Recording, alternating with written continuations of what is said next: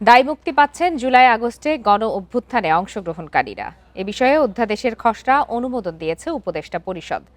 বৃহস্পতিবার রাজধানী foreign service একাডেমিতে প্রেস ব্রিফিংয়ে আইন উপদেষ্টা আসিফ নজরুল জানান, এই 2 মাসে গণ অভ্যুত্থানের ঘটনায় কারো বিরুদ্ধে কোনো ফৌজদারি মামলা থাকলে সরকার তা প্রত্যাহার করবে।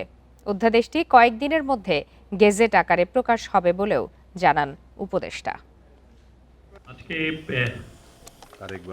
বৃহস্পতিবার বিকেলে রাজধানীর ফরেন সার্ভিস একাডেমিতে প্রধান উপদেষ্টার প্রেস উইং এর নিয়মিত সংবাদ সম্মেলন ব্রিফ করেন আইন উপদেষ্টা আসিফ নজরুল।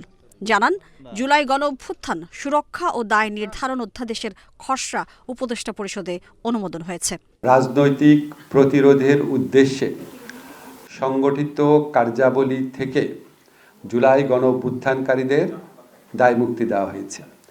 রাজনৈতিক প্রতিরোধ বলতে আমরা বুঝিয়েছি ফ্যাসিস্ট সরকারের পতনের মাধ্যমে গণতান্ত্রিক শাসন ব্যবস্থা পুনরুদ্ধারের লক্ষ্যে সংগঠিত যে কার্যাবলী ছিল সে সমস্ত কার্যাবলীর ফৌজদারি দায় দায়িত্ব থেকে জুলাই গণ অভ্যুত্থানকারীদের দায়মুক্তি দেওয়া হয়েছে। অধ্যাদেশটি আগামী কয়েকদিনের মধ্যে গেজেট আকারে প্রকাশ করা হবে।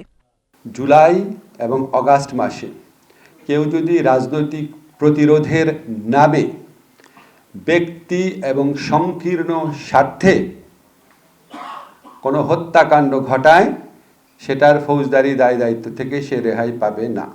জুলাই আগস্টে রাজনৈতিক প্রতিরোধের সংঘটিত কার্যাবলী থেকে দায়মুক্তি দেওয়া হয়েছে বলে জানান উপদেষ্টা। বলেন, জুলাই আগস্টে গণ অভ্যুত্থানে অংশগ্রহণকারীদের বিরুদ্ধে কোনো ফৌজদারি মামলা থাকলে সরকার সেসব প্রত্যাহার করবে। একই সঙ্গে ভবিষ্যতে এই সংক্রান্ত বিষয়ে কোনো মামলা করা যাবে না।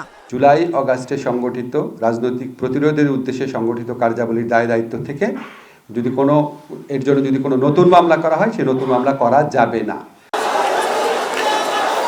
এই ধরনের দায়মুক্তির অধ্যাদেশ আগেও হয়েছে বলে জানান উপদেষ্টা। বলেন, গণ অভ্যুত্থানের অন্যতম প্রধান প্রত্যাশা রাষ্ট্র সংস্কার।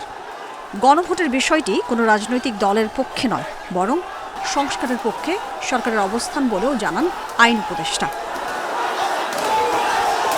Mahmuda Moumita, independent news, Dhaka.